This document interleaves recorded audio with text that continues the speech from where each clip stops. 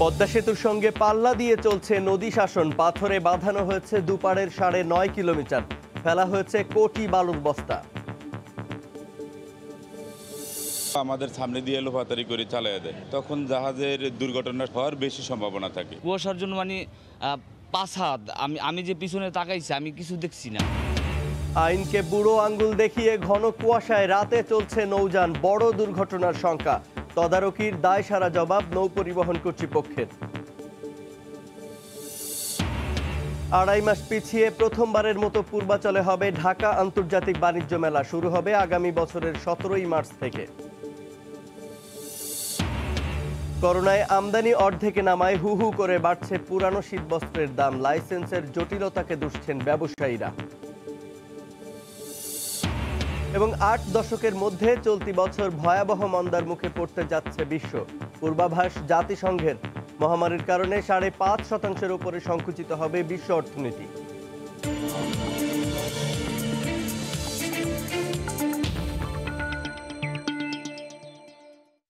দেখছিলেন প্রধান শিরোনাম। আমন্ত্রণ জানাচ্ছি দেশ ও দেশের বাইরের অর্থ বাণিজ্যের নানা খবর নিয়ে আমাদের নিয়মিত আয়োজন এ সময়ের বাণিজ্যে। আপনাদের সঙ্গে আছি আমি জুবায়ের ফয়সাল। শহীদ বুদ্ধিজীবী দিবসের শোকে অবনত দেশ। বিনম্র শ্রদ্ধায় সূর্য সন্তানদের স্মরণ করছে জাতি। এই মুহূর্তে রাজধানীর রায়ের বাজার বধ্যভূমিতে আছেন তরিকুল ইসলাম সৌরভ এবং মিরপুরে আছেন রাশেদ বাপ্পি। সরাসরি যোগ দেব তাদের সঙ্গে। প্রথমেই যাচ্ছি সৌরভের কাছে। সৌরভ, শ্রদ্ধা অবনত গোটা জাতি, শ্রদ্ধা নিবেদন পর্ব এখনো চলছে। আপনারা দেখতে পাচ্ছেন বিভিন্ন রাজনৈতিক দলের নেতাকর্মীরা, সামাজিক সাংস্কৃতিক সংগঠনের কর্মীরা এবং বুদ্ধিজীবী পরিবারের সন্তানরা সহ ব্যক্তিগতভাবে অনেকে এসেছেন, শ্রদ্ধা নিবেদন করছেন।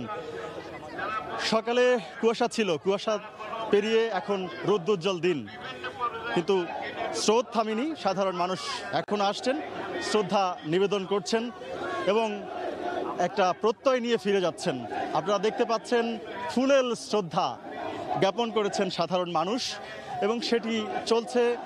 আমরা দেখেছিলাম সকালে মুক্তিযুদ্ধ বিষয়ক মন্ত্রী এখানে এসেছিলেন, ঢাকা বিশ্ববিদ্যালয়ের উপাচার্য এসেছিলেন। এছাড়াও আমরা দেখেছি সর্বস্তরের মানুষ কিন্তু এখানে শ্রদ্ধা নিবেদন করেছেন। শ্রদ্ধা নিবেদন করেছেন তথ্যমন্ত্রী, শ্রদ্ধা নিবেদনে অংশ নিয়েছেন স্থানীয় এমপি। এছাড়াও সর্বস্তরের মানুষ তো রয়েছেন, শহীদ পরিবারের সদস্যরা তারা রয়েছেন এবং তারা কিন্তু আসলে এখানে এসে বেশ কয়েকটি দাবিও তুলেছেন। সেই দাবিগুলো প্রতি বছরের মতো এবারও তারা দাবি তুলেছেন। যারা এর সাথে জড়িত ছিল তাদের বিচারের মুখোমুখি এখনো করা যায়নি, সেই দাবি তুলেছেন। জামায়াত ইসলামী সংগঠন হিসেবে এখনো তাদেরকে বিচারের আওতায় আনা যায়নি, সেটি যেন করা হয় সেটির কথা বলছেন। আমরা যদি ইতিহাসের দিকে ফিরে যাই, ইতিহাসের দিকে ফিরলে এই কথাই বলতে হয়, যখন বঙ্গবন্ধু স্বাধীন দেশে ফিরে আসলেন, এসে যখন শুনলেন অসংখ্য বুদ্ধিজীবীকে হত্যা করা হয়েছে, তখন বঙ্গবন্ধু বলেছিলেন আমি অন্ধ হয়ে গেলাম, আমার দেশ অন্ধ হয়ে গেল। তার মানে এই কথা দ্বারাই আমরা বুঝতে পারি শহীদ বুদ্ধিজীবীরা কতটা প্রয়োজনীয় ছিল। শহীদ বুদ্ধিজীবীদের উপস্থিতি, তাদের মেধা, তাদের জ্ঞান কতটা প্রয়োজন ছিল বাংলাদেশকে এগিয়ে নেবার জন্য। থমকে দাঁড়িয়েছিল বাংলাদেশ, তবে থেমে থাকেনি, এগিয়েছে আপন মহিমায়, নানা ষড়যন্ত্রের জাল ছিন্ন করেছে।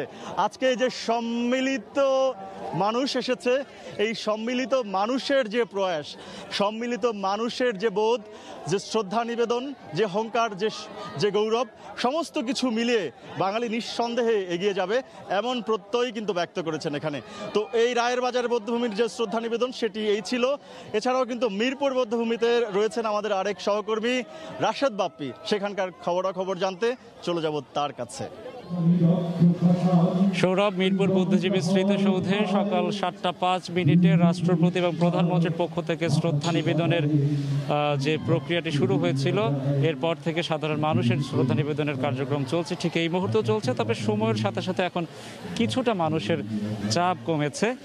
তবে ঠিক এই মুহূর্তে আমরা যেটি দেখতে পাচ্ছি, বেশ কিছু সংখ্যক মানুষ একই সঙ্গে তারা হেঁটে বেরিয়ে যাচ্ছেন। এরা সবাই কিন্তু এসেছিলেন শ্রদ্ধা জানাতে এবং সেই শ্রদ্ধা শ্রদ্ধা জানানোর পর্বটি তাদের শেষ হওয়ার পর তারা বেরিয়ে যাচ্ছেন। এবং এখন আমরা দেখতে পাচ্ছি বিভিন্ন সামাজিক, সাংস্কৃতিক, রাজনৈতিক সংগঠনের পক্ষ থেকে যেভাবে শহীদ বুদ্ধিজীবীদের শ্রদ্ধা জানানো হচ্ছে, ঠিক তেমনিভাবে ব্যক্তিগত উদ্যোগে একটি ফুল হাতে নিয়ে, একটি গোলাপ কিংবা রজনীগন্ধা হাতে নিয়েও কিন্তু মানুষজন আসছেন। অর্থাৎ এই যে করোনার মহামারী চলছে, এই মহামারী এর মধ্যেও আমরা দেখছি সাধারণ মানুষ, আপামর জনতা তারা ছুটে আসছেন এবং স্বাস্থ্যবিধি রক্ষা করেই তারা চেষ্টা করছেন জাতির বীর সেনানীদের প্রতি শ্রদ্ধা নিবেদন করার প্রক্রিয়াটি সম্পন্ন করতে। আমরা দেখতে পাচ্ছি ছোট ছোট শিশুদেরকে নিয়েও কিন্তু অভিভাবকরা আসছেন। আমরা কিছু অভিভাবকদের সঙ্গেও কথা বলেছি। অভিভাবকরা বলছেন যে তাদের যে পূর্বপুরুষ, আমাদের যে পূর্বপুরুষ, তাদের যে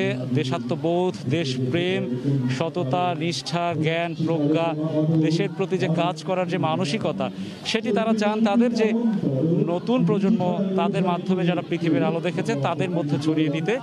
কেননা এই জাতি, এই দেশ, এই রাষ্ট্রকে বিশ্বের বুকে মাথা উঁচু করে দাঁড়াতে হবে এবং সেই উদ্দেশ্যে আমরা দেখতে পাচ্ছি যে কেউ কিন্তু এই তাদের যে কোলের বা পরিবারের যে শিশুটি, তাকেও কিন্তু নিয়ে আসার চেষ্টা করছেন অনেকেই। তবে প্রতিবারের মতো আমরা সেই যে স্কুলের বা কলেজের শিক্ষার্থীরা যেভাবে আসতেন দল বেঁধে, সেটি আমরা লক্ষ্য করছি না। কারণ আমরা জানি যে এই করোনার মহামারীর প্রেক্ষাপটে স্কুল কলেজগুলো বন্ধ রয়েছে। তবে ব্যক্তি উদ্যোগে যে মানুষগুলো আসছেন তারা কিন্তু সবাই বলছেন যে তারা প্রতি বছরের মতো এবারও এই শুধু ফুলই দিচ্ছেন না, তারা কিন্তু দেশ গড়ার, দেশের জন্য কাজ করার, দুর্নীতিমুক্ত বাংলাদেশ গড়ার, অসাম্প্রদায়িক বাংলাদেশ গড়ার একটি শপথ তারা নিচ্ছেন। জুবাইর, এই ছিল আমার কাছে মিরপুর বুদ্ধিজীবী স্মৃতিসৌধ থেকে বুদ্ধিজীবীদের প্রতি স্মৃতি এর প্রতি যে শ্রদ্ধা নিবেদন, তার সবশেষ খবর। জুবাইর। মিরপুর বুদ্ধিজীবী স্মৃতিসৌধ থেকে যোগ দিয়ে সহকর্মী রাশেদ বাপ্পি এবং রায়ের বাজার স্মৃতি বৌদ্ধভূমি থেকে যোগ দিয়েছিলেন সহকর্মী তরিকুল ইসলাম সৌরভ। তারা জানাচ্ছিলেন বুদ্ধিজীবী দিবসের আনুষ্ঠানিকতার নানা খবর। গতি আসছে পদ্মা সেতুর পিছিয়ে থাকা নদী শাসন প্রকল্প। এর মধ্যে শেষ করা হয়েছে ৭৭ কাজ। ১৪ কিলোমিটারের মধ্যে কাজ শেষ প্রায় ৯.৫ কিলোমিটারের। প্রকল্প কর্তৃপক্ষ জানিয়েছে মূল সেতুর কাজের মেয়াদ বাড়ানো হলে একই সঙ্গে বাড়বে এই প্রকল্পেরও মেয়াদ। সাইফুল ইসলামের ছবিতে এহসান জুয়েলের রিপোর্ট। পাথরে বাঁধানো নদীর পার, জাজিরা প্রান্তে সেতুর সবশেষ পিলারটির দুই পাশে প্রায় ৯ কিলোমিটার এলাকা বেঁধে ফেলা হয়েছে ১৬৫ কেজি ওজনের বড় বড় পাথরের ব্লক দিয়ে। পদ্মা সেতুর নদী শাসন প্রকল্পের কাজ এটি। নদীর দুই পারে মোট ১৪ কিলোমিটার এলাকা জুড়ে চলছে এই কাজ। কাজের শুরুতে নদীর তলদেশে ২৫ মিটার গভীর পর্যন্ত কেটে ফেলা হয়। এরপর সে অংশে ৫টি স্তরে ফেলা হয় ৮০০ কেজির বালির বস্তা। দুই পাশে পাড় থেকে ৩ স্তরে ফেলা হয় আরও ১২৫ কেজির বস্তা। এরপর ১ মিটার উচ্চতায় পানির নিম্ন স্তর পর্যন্ত ফেলা হচ্ছে বড় বড় পাথরের ব্লক। সেখান থেকে আলাদা করে সুন্দর একটি ডিজাইন করে বাঁধাই করে ফেলা হচ্ছে পাড়ের চূড়া পর্যন্ত। ২০১৫ সালে শুরু কাজটির এর মধ্যে মেয়াদ বেড়েছে ৩ দফা। সবশেষ ২০২১ সালের জুন মাসের মধ্যে শেষ হওয়ার কথা থাকলেও সেটি সম্ভব হবে না। তবে মূল সেতু শেষ হওয়ার সময়ে নদী শাসনের কাজও শেষ করার ব্যাপারে আশাবাদী প্রকল্প পরিচালক। বর্ষা মৌসুমে নদী শাসনের কাজ খুবই কম হয়। ব্রিজের কাজ যদিও কিছু কমে, বাট বেশি কমে না। কিন্তু নদী শাসনের কাজ তো আপনার 80%-এর উপরে কমে যায়। আমরা একটু পিছনে আসি, বাট ব্রিজ এবং রিভার ট্রেনিং ওয়ার্ক খুব বেশি হেরফের হবে না। বড় বড় দুটি ডিজার মেশিন দিয়ে চলছে নদী শাসনের কাজ। এখন পর্যন্ত নদীতে ২৩,১৮০ কেজি বালির বস্তা আর ১২৫ কেজির ৮৮ লাখ বালির বস্তা ফেলা হয়েছে। সেতুর কাজ পুরো শেষ হওয়ার অনেক বছর পরও চালিয়ে যেতে হবে জটিল এই নদী শাসনের কাজ। সেতুর রক্ষণাবেক্ষণের কাজ যারা করবেন তাদের সাথে সমন্বয় রেখে কাজ করা গেলে যে লক্ষ্য নিয়ে বড় বাজেটের এই কাজটি করা হচ্ছে তা থেকে সুফল পাওয়া সম্ভব হবে। এহসান জুয়েল, সময় সংবাদ, জাজিরা, শরীয়তপুর। আইনকে বুড়ো আঙ্গুল দেখিয়ে ঘন কুয়াশায় রাতে চলছে নৌযান। আইন মেনে চলার দাবি করে মাস্টাররা বলছেন বালুবাহী বাল্কহেড বেপরোয়াভাবে চলাচল করায় যে কোনো সময় ঘটতে পারে বড় দুর্ঘটনা। এদিকে নৌপথে ড্রেজিং ও নিয়মিত তদারকির দায়সারা দাবি অভ্যন্তরীণ নৌ পরিবহন কর্তৃপক্ষের। হাজেরা শিউলির রিপোর্ট। শীত এলেই ঘন কুয়াশায় বাধাগ্রস্ত হয় নৌযান চলাচল। এর মধ্যে কিছু লঞ্চ চালকের অসুস্থ প্রতিযোগিতা যাত্রীদের জীবনকে বিপন্ন করে তুলছে। আর নাব্য সমস্যায় বরিশালের কালীগঞ্জ, মিয়ারচর ও হাতিয়ার কিছু পয়েন্টে পানির গভীরতা কমে যাওয়ায় ভাটার সময় ঝুঁকিপূর্ণ হয়ে ওঠে লঞ্চ চলাচল। আর বরিশালের চরবাড়িয়ায় নদীর মাঝখানে বৈদ্যুতিক পিলার চলে আসায় শঙ্কিত মাস্টাররা। কুয়াশা পড়ে ওই মধ্যে ছাড়ে এবং দুটা ধান যদি পরপর ছাড়ে একটার সাথে একটা ফাইট করলে ধাক্কা লাগে, ধাক্কা করলে আমাদের যাত্রীদের অসুবিধায় বেশিরভাগ সমস্যা। আবার মাঝে মধ্যে সর আটকে যায়। আমি খুব ভয় পাইছিলাম। একটা লঞ্চ আমাদের লঞ্চের মাইরা দেওয়া ধরছিল কুয়াশার জন্য, মানে 5 হাত আমি যে পিছনে তাকাইছি আমি কিছু দেখছি না। ইলেকট্রিক কিছু আছে, পিলার আছে যেগুলো আগে ছিল নদীর কিনারে, এখন এটা নদী ভাঙতে ভাঙতে পিলারগুলো নদীর মাঝখানে এসে গেছে। যে কোনো সময় বড় ধরনের দুর্ঘটনা ঘটতে পারে। রাতের নৌপথকে আরও বিপজ্জনক করে তুলছে অনুন্নত মাঝারি নৌযান। চালকদের অভিযোগ, রাডার ও জিপিএস যুক্ত অত্যাধুনিক নৌযান ঘন কুয়াশায় সিগন্যাল মানলেও দেখতে না পেয়ে অনুন্নত লঞ্চ অনেক সময় অন্য লঞ্চের ওপর পড়ে। জাহাজ চালাবার বেশি অসুবিধা হয়েছে বালিবাহী জাহাজগুলা, ওদের রাতে চলাচল সম্পূর্ণ নিষেধ, কিন্তু ওরা কোনো এইসব আইনের দিকে তোয়াক্কা করে না। যেসব জাহাজগুলিকে সাউন্ডিং বিএসএফ জিপিএস নাই, ওরাও আমাদের সামনে দিয়ে লোফাতারি করে চালিয়ে দেয়, তখন জাহাজের দুর্ঘটনা হওয়ার বেশি সম্ভাবনা থাকে। নাব্য সমস্যা হলে তাৎক্ষণিক ড্রেজিং এবং অনিয়ম রোধে ভ্রাম্যমাণ আদালতের অভিযান চালানো হয় বলে দাবি বিআইডব্লিউটিএর। আধুনিক ব্যবস্থাপনা যে জাহাজগুলোতে নেই সতর্ক করছি এবং তাদেরকে আমরা রীতিমতো মামলার আওতায় আনছি। বালুবাহী বলগেটের প্রতি আমাদের নির্দেশনা আছে। কোস্টগার্ড এবং নৌ পুলিশ তারা প্রতিদিন মনিটরিং করছে। মাঝে মধ্যে আমরা এরকম নদীতে আমরা মোবাইল কোডও করি। ৬,০০০ কিলোমিটার অভ্যন্তরীণ নৌপথের মধ্যে শুষ্ক মৌসুমে সচল থাকে ৪,৫০০ কিলোমিটার। করোনাকালীন সময়ে ১৭০টি লঞ্চ প্রতিদিন ৩০,০০০-এর বেশি যাত্রী নৌপথে আনা নেওয়া করছে। এর মধ্যে আধুনিক প্রযুক্তি আছে ৩৫%। হাজেরা শিউলি, সময় সংবাদ, ঢাকা। আয়ের পথ টেকসই নয়, তাই এক জেলা থেকে আরেক জেলায় ছুটে চলা। জীবিকার তাগিদেই ভুলে থাকতে হয় জীবনের সুরক্ষা আর স্বাস্থ্য ঝুঁকির কথা। এভাবেই চলছে ট্রাক পিকআপ চালক ও হেলপারদের জীবন। অর্থনীতি বিশ্লেষকরা বলছেন, সংক্রমণ রোধ কিংবা জীবনের মান উন্নয়ন সবকিছুই সহজ হবে যদি আয়ের পথ টেকসই হয়। কামরুল হাসান সবুজের রিপোর্ট। প্রতিদিন ২৪ ঘন্টা ছুটে চলা এক শহর থেকে আরেক শহরে বেঁচে থাকার তাগিদে এভাবেই নিরন্তর চলে পণ্য সরবরাহকারী ট্রাক পিকআপের ড্রাইভার ও হেলপারদের জীবন যুদ্ধ। আমাদের তো দূরপাল্লার গাড়ি, আমরা অনেক দূর থেকে আসি, পঞ্চগড় থেকে। শুক্রবার থেকে 2 দিন বসে আসছিলাম, আজকে ট্রিপ ভরে যাচ্ছি। যেখান থেকে হোক মাল লোড করবো, করে আবার চলে যাবো আমাদের চুয়াডাঙ্গায়। করোনার ভয় করলে তো আর পেট চলবে না। মাথাপিছু আয়ের হিসেবে দেশের প্রতিটি মানুষের প্রতি মাসে আয় প্রায় ১৫,০০০ টাকা। তারপরও কেন জীবিকার কাছে জীবনের এমন পরাজয়? বয়স হয়ে গেছে না, খাটতে পারি না তেমন, কারণ বাধ্যক্রমে মনে করেন যে গাড়ি চালাইতে হয় আর সংসার চলে, কষ্ট হয় আর কি। প্রতিদিনই চালাইতে হয়, না হলে সংসার চলে না তো। বিবিএস এর হিসাব বলছে, করোনার ধাক্কায় দারিদ্র্যের হার 20.5 থেকে গিয়ে ঠেকেছে 29.5%। এমন প্রেক্ষাপটে অভ্যন্তরীণ চাহিদাকে মাথায় রেখে টেকসই কর্মসংস্থানের সুযোগ সৃষ্টির তাগিদ অর্থনীতিবিদদের। এই পরিস্থিতিতে সবচেয়ে বেশি যারা ইম্প্যাক্টেড তারা হচ্ছে যারা নিম্ন আয়ের মানুষ, যারা অনানুষ্ঠানিক খাতের সাথে জড়িত। আমাদের প্রায় 87% মানুষ অনানুষ্ঠানিক খাতের সাথে জড়িত। তাহলে এই মানুষগুলোকেও আমাদেরকে তাদের যে সামাজিক এবং অর্থনৈতিক নিরাপত্তা সেটি কিন্তু আমাদেরকেই করতে হবে। এমন অনানুষ্ঠানিক খাতে যারা জড়িত, যে কোনো সংকটে সবচেয়ে বেশি ক্ষতির সম্মুখীন হন তারা।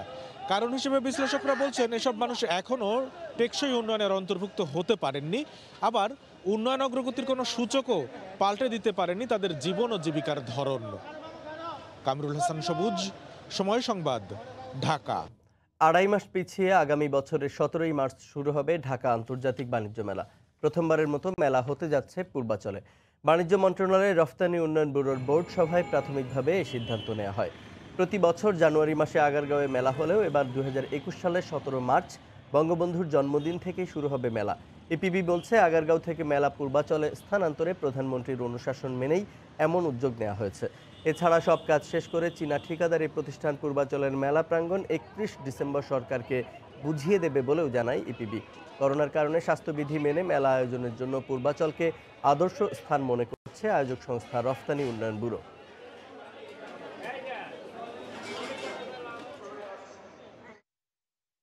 করোনার কারণে চাহিদার বিপরীতে আমদানি কম হওয়ায় এবার শীতের সঙ্গে পাল্লা দিয়ে বাড়ছে পুরানো কাপড়ের দাম। গত বছরের তুলনায় প্রতি গাঁটে দাম বেড়েছে 4 থেকে 5,000 টাকা। লাইসেন্স জটিলতার কারণে চলতি বছর পুরানো কাপড়ের আমদানি অর্ধেকে নেমে এসেছে বলে দাবি ব্যবসায়ীদের। পুরানো শীত বস্ত্রের পাইকারি বাজার আসাদগঞ্জ ঘুরে সাখাওয়াত টিপুর ক্যামেরায় বিস্তারিত জানাচ্ছেন কমল দে। ভ্যানগাড়ি সহ বিভিন্ন যানবাহনে করে পুরনো শীত বস্ত্রের ঘাট চলে যাচ্ছে দেশের বিভিন্ন জেলায়। বিশেষ করে গত কয়েকদিন শীতের প্রকোপ বাড়ায় বাড়ছে শীত বস্ত্রের চাহিদা, কিন্তু দাম ক্রমশ নিয়ন্ত্রণের বাইরে চলে যাচ্ছে। 8,000 টাকা দামের জ্যাকেটের ঘাট বিক্রি হচ্ছে 12,000 টাকায়। লাইসেন্সের দাম বেশি, বিভিন্ন খরচ বাড়িয়ে গেছে, তারপর ট্যাক্স বেশি দিতে হচ্ছে সরকারকে। জ্যাকেট বিক্রি করেছে 6,000 6,500, যেগুলো এখন বর্তমান মূল্য হচ্ছে আপনার 11,000-এর উপর। পুরাতন baby sweet, jacket, sweater, Korean কাঁথা, কম্বল এবং ট্র্যাকস্যুট আমদানি করে বাংলাদেশ। বাংলাদেশের শীত বস্ত্রের চাহিদার 80 থেকে 90% পূরণ করা হয় বিদেশ থেকে আমদানি করা পুরাতন এই শীত বস্ত্র দিয়ে। স্বাধীনতার পর থেকে তাইওয়ান, জাপান এবং কোরিয়া থেকে যে শীতবস্ত্র আমদানি করা শুরু হয়েছিল এখনও তা অব্যাহত রয়েছে। তবে নানা জটিলতায় এবার শীতের প্রকোপের সাথে বাড়ছে এই শীতবস্ত্রের দাম। শীতবস্ত্রের দাম বাড়ার জন্য সরাসরি করোনাকে দায়ী করা হলো নেপথ্য কারণ ভিন্ন বলে মনে করেন ব্যবসায়ীরা। বিশেষ করে আমদানিকারকদের লাইসেন্স জটিলতার পাশাপাশি রয়েছে জাহাজ ভাড়া তুলনামূলক বেড়ে যাওয়া। দেশের করোনার জন্য মালটা সময় মতো মাল ইম্পোর্ট হয়নি, এটার জন্য আমরা খুব দুঃখিত। সময় মতো অল বাংলাদেশের মালগুলো সাপ্লাই টাইমের মধ্যে দিতে পারতেছি না, চাহিদা মতো খুব কমই দিতে পারতেছি। শিপের দামটাও আন্তর্জাতিকভাবে বাড়িয়ে দিয়েছে, যার কারণে আমাদের ফতরা বেশি বাড়ছে, এই জন্য ফতরা কাপড়টা এবার দাম বেশি হচ্ছে। প্রতি বছর শীত মৌসুম শুরুর অন্তত 3 মাস আগে থেকে শুরু হয় পুরনো শীতের কাপড় আমদানি। বছরে 1000 কন্টেনারের বেশি শীতবস্ত্র আমদানি করা হয়। কমল দে, সময় সংবাদ, চট্টগ্রাম। কুষ্টিয়ার সর্ববৃহৎ চালের মোকামে সব ধরনের সরু চালের দাম কেজিতে 4 টাকা বেড়েছে, যার প্রভাব পড়েছে সারা দেশের খুচরা বাজারেও। চালের বাজারের খবর জানাতে এই মুহূর্তে জেলার খাজানগর মোকামে আছেন সহকর্মী এস এম রাশেদ। সরাসরি যোগ দিচ্ছি তার সঙ্গে। রাশেদ, কুষ্টিয়ায় গত 1 সপ্তাহ ধরে চালের বাজারে কিন্তু অস্থিরতা বিরাজ করছে। প্রত্যেকটি বিশেষ করে সরু জাতের মিনিকেট এবং বাসমতি চাল 5 থেকে 6 টাকা কিন্তু কেজি দরে বৃদ্ধি পেয়েছে। তো কুষ্টিয়ায় যেহেতু বাংলাদেশের সর্ববৃহৎ চালের মোকাম, এখানে যদি বিশেষ করে খাজানগরে যদি চালের দাম বৃদ্ধি পেয়ে থাকে, এর প্রভাব কিন্তু সারা বাংলাদেশের চালের বাজারে পড়ে, যার কারণে কিন্তু বাংলাদেশের প্রত্যেকটি বাজারেই কিন্তু চালের দাম বৃদ্ধি পেয়ে থাকে। তো আমি কুষ্টিয়ার যারা প্রান্তিক পর্যায়ে ভোক্তা যারা আছে তাদের সাথে কথা বলি, তারা আমাদেরকে জানিয়েছেন যেহেতু হঠাৎ করে কুষ্টিয়ায় কিন্তু যে মিনিকেট চালটি রয়েছে সেই চালের দাম কিন্তু 5 টাকা কেজি দরে বৃদ্ধি পেয়েছে, যার একটি প্রভাব কিন্তু নিম্ন আয়ে যে মানুষ যারা আছে তাদের অর্থের উপরে পড়েছে এবং তারা আসলে নানা ধরনের এই চাল কিনতে গিয়ে কিন্তু হিমশিম খাচ্ছে। তো আমি কুষ্টিয়ার পাইকার যারা ব্যবসায়ী যারা আছে চালের, তাদের সাথে কথা বলেছি, তারা আমাদেরকে জানিয়েছেন যেহেতু কুষ্টিয়া খাজানগরে যে চালের দাম আছে তার থেকে কিন্তু 1 টাকা বেশি ধরে কিন্তু পাইকারি বাজারে তারা চাল বিক্রি করে। তবে পাইকারি ব্যবসায়ীরা দাবি করেন যেহেতু বাংলাদেশের সর্ববৃহৎ চালের মোকাম কুষ্টিয়ার খাজানগর, এখানে যদি প্রশাসন থেকে বিশেষ করে অটো এবং সেমি অটো রাইস মিলে নিয়মিত মনিটরিং করা যায় তাহলে হয়তো চালের দাম নিয়ন্ত্রণ সম্ভব হবে বলে পাইকারি ব্যবসায়ীরা আমাদের কাছে দাবি করেন এবং সরকারের কাছে দাবি করেন। তো কুষ্টিয়ার যারা মিলার যারা আছে, মিল মালিকদের সাথে কথা বলেছি, মিলার আমাদেরকে জানিয়েছেন যে যেহেতু বাংলাদেশের বিশেষ করে সরু জাতের প্রত্যেকটি ধানে কিন্তু দাম বৃদ্ধি এবং এই দাম বৃদ্ধির কারণে কিন্তু তারা আসলে বাধ্য হয়ে চালের বাজারটা আসলে বৃদ্ধি করেছে এবং এর কারণে কিন্তু সবাই বিশেষ করে পাইকারি ব্যবসায়ী বেশি ক্ষতির সম্মুখীন হচ্ছে, কারণ চালের বিক্রি কিন্তু পাইকারি বাজারে কিন্তু কমে গিয়েছে, যার কারণে কিন্তু তারা আর্থিকভাবে ক্ষতিগ্রস্ত হচ্ছে কুষ্টিয়া বিশেষ করে পাইকারি এই চালের ব্যবসায়ীরা। তো এই কুষ্টিয়ার চালের বাজার কুষ্টিয়া জেলা প্রশাসক আমাদেরকে জানিয়েছেন যে কুষ্টিয়ায় যে 35টি অটো রাইস মিল এবং 45টি সেমি অটো রাইস মিল এবং 1100টি হাস্কিং মিল রয়েছে, এই মিল গুলাই যাতে কেউ কোনোভাবেই যাতে ফুড গ্রেন লাইসেন্স বা ব্যক্তি রেখে যদি কেউ চাল এবং ধান মজুত করে তাহলে তাদের বিরুদ্ধে আইনগত ব্যবস্থা নেওয়া হবে। তো কুষ্টিয়ায় চালের বাজার নিয়ে এই ছিল আমার কাছে সর্বশেষ তথ্য। ঊর্ধ্বমুখী চালের বাজারের খবর জানাতে কুষ্টিয়া থেকে যোগ দিয়েছিলেন সহকর্মী এস এম রাশেদ। সরবরাহ বাড়ায় শীতকালে সবজিতে সয়লাভ চাঁদপুরের পাইকারি সবজির হাট পাল বাজার, ফলে কমে গেছে সবজির দামও। ভোর থেকেই দূর দূরান্ত থেকে পাইকার ও ক্রেতারা সবজি কিনতে ভিড় করছেন। নাইমুল ইসলাম নীরবের ছবি এবং ফারুক আহমদের তথ্য নিয়ে রিপোর্ট। দেশের নানা প্রান্ত থেকেই সবজির সরবরাহ আসে চাঁদপুরের সবচেয়ে বড় পাইকারি সবজির হাট পাল বাজারে। ট্রাক কিংবা ভ্যান থেকে নামানো হয় সবজির চালান। শীতকালীন সবজির ব্যাপক সরবরাহ বেড়েছে হাটে। গত সপ্তাহের চেয়ে বাজারে সবজির দামও কমেছে। তাই জেলার বিভিন্ন বাজার ছাড়াও আশপাশের বাজার থেকেও খুচরা বিক্রেতারা এখানে ভিড় করছেন। চরাঞ্চলের অনেক তরি তরকারি আসে, এমনকি আমাদের এই অদ্য এলাকায়ও বর্তমানে অনেক তরি তরকারি আমদানি হয়। দাম অনেক কম, এগুলি বিষমুক্ত, অনেক ভালো। আমরা সবসময় সকালে মাল নেই, মালগুলা অতি তাজা পাওয়া যায়। দাম কমায় ক্রেতারা খুশি হলেও লোকসান গুনছেন বলে দাবি পাইকারি ব্যবসায়ীদের। দামটা কম থাকবে আরো 2 মাস। আমাদের কাছ থেকে যারা কিনে নিতে আছে এরা খুব ভালো আছে, আমরা মোটামুটি ব্যবসা বাণিজ্য করে খুব ভালো আছি। প্রতিদিন ভোর থেকে রাত 8টা পর্যন্ত পাইকারি সবজির এই বাজারে প্রায় কোটি টাকার বেচাকেনা হয়। সময় সংবাদ, চাঁদপুর। ঠান্ডার কারণে জেলেরা মাছ ধরতে না পারায় সরবরাহ কমায় নওগাঁর আড়তে কেজি প্রতি 20 টাকা বেড়েছে মাছের দাম। তবে কমেছে সিলভার কার্প ও পাঙ্গাস মাছের দর। চাষিরা বলছেন মাছের খাদ্যের দামের তুলনায় কাঙ্ক্ষিত দর পাচ্ছেন না তারা। ব্যবসায়ীরা বলছেন প্রতিকূল আবহাওয়ায় কমে গেছে বেচাকেনা। নওগাঁ থেকে MR রকির রিপোর্ট। তীব্র ঘন কুয়াশা আর হিমেল হওয়ার কারণে নওগাঁয় কনকনে ঠান্ডা বইছে গত 5 দিন ধরে। এতে অনেক মাছ চাষি পুকুর জলাশয়ে নামতে না পারায় সরবরাহ কমেছে মাছের আড়তে। তবে কিছু জেলে এই আবহাওয়ার মধ্যেই পুকুর জলাশয় থেকে ধরা মাছ বিভিন্ন যানবাহনে করে সান্তাহার বাইপাস আড়তে আনেন। ভোরে পাইকারদের হাঁক ডাকে চলে এসব মাছ বেচা কিনা। মাছের সরবরাহ কমায় কেজিতে 20 টাকা থেকে 30 টাকা পর্যন্ত বেড়েছে রুই, কাতল, মৃগেল, শোল, বোয়াল মাছের দর। তবে কমেছে সিলভার কাপ ও পাঙ্গাস মাছের দাম। চাষিদের অভিযোগ, মাছের খাদ্যের দামের তুলনায় কাঙ্ক্ষিত মূল্য পাচ্ছেন না তারা। মাছ এই কুয়াশার কারণে কমে আসতেছে বা আশা পারিতেছে না, এই দেখেই বেশি দাম হচ্ছে। কালকের তুলনায় মাছ আজকে অনেক কম আমদানি, বাজারে মাছ নাই। এই মাছের দাম 110 থেকে 20 টাকার মধ্যে আমাদের বেচলে একটু পোষাতো। ব্যবসায়ীরা বলছেন দুর্যোগপূর্ণ আবহাওয়ায় সরবরাহ কমায় প্রভাব পড়েছে মাছ বেচা কিনায়। বাজার খুব কম, 75-78 টাকা কেজি। এই দামে মাছ বিক্রি করলে আমাদের পুঁজি থাকবে না। নিম্নমানের যেটা খাদ্য খাওয়ায় সেটাও 1000 টাকার মতো পড়ে। ভালো মানের খাদ্য খাওয়াতে গেলে 1400 থেকে 1500 টাকা বস্তা পড়ে।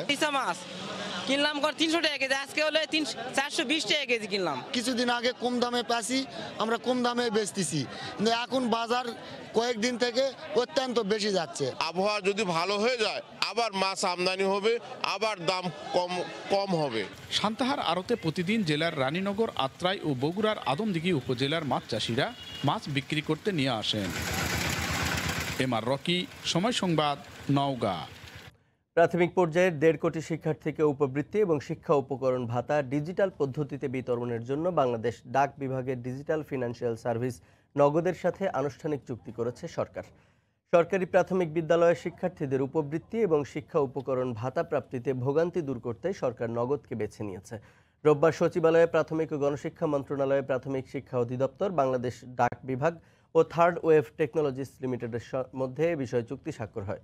চুক্তি স্বাক্ষর করেন প্রাথমিক শিক্ষা অধিদপ্তরের মহাপরিচালক আলমগীর মোহাম্মদ মনসুরুল আলম, বাংলাদেশ ডাক বিভাগের মহাপরিচালক মোহাম্মদ সিরাজউদ্দিন এবং নগদের নির্বাহী পরিচালক মোহাম্মদ সাফায়েত আলম।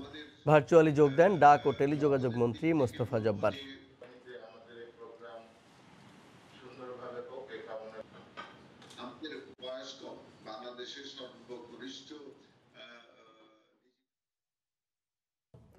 করোনা সংকটের কারণে চলতি বছর বিশ্ব অর্থনীতি 5.6% সংকুচিত হতে পারে বলে পূর্বাভাস দিয়েছে জাতিসংঘের বাণিজ্য ও উন্নয়ন বিষয়ক সংস্থা আংটাড। করোনার কারণে সারা বিশ্বে যে আর্থিক সংকট তৈরি হয়েছে, এরই প্রেক্ষিতে দফায় দফায় অর্থনীতি সংকুচিত হওয়ার পূর্বাভাস দিয়েছে সংস্থাটি। এর আগে 2009 সালে সবচেয়ে বেশি সংকুচিত হয়েছিল বিশ্ব অর্থনীতি। আংটাড বলছে, পর্যটন, যোগাযোগ আর ভ্রমণ খাতই সবচেয়ে বেশি বিপর্যস্ত হয়েছে মহামারীতে। করোনার কারণে বিশ্বের শীর্ষ অর্থনীতির দেশগুলোর জিডিপি প্রবৃদ্ধিও সংকুচিত হয়েছে। এদিকে গেল 8 দশকের মধ্যে চলতি বছর সবচেয়ে ভয়াবহ মন্দার মুখে পড়তে যাচ্ছে বিশ্ব অর্থনীতি, এমনই পূর্বাভাস দিয়েছে জাতিসংঘের মহাসচিব অ্যান্তনিও গুতেরেস। বিশ্বের সব মানুষকে মহামারী এবং মহামারী পরবর্তী সংকট মোকাবিলায় একসাথে কাজ করার আহ্বান জানান তিনি।